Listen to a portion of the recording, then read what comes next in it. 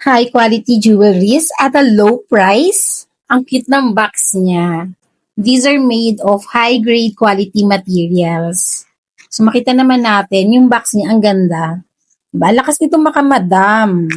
Terno ito, meron siyang necklace and bracelet. Ang ganda nito.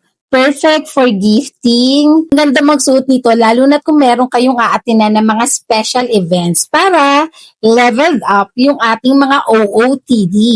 Unique and stylish din yung design.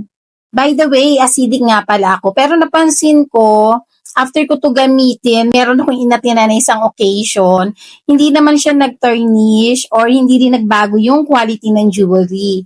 Kaya, must try din ito sa mga taong acidic. Mainam ito pang regalo, gustuhan ng ating mga pagbibigyan. At aminin natin, ang lakas nitong maka-level up ng OOTD, di ba?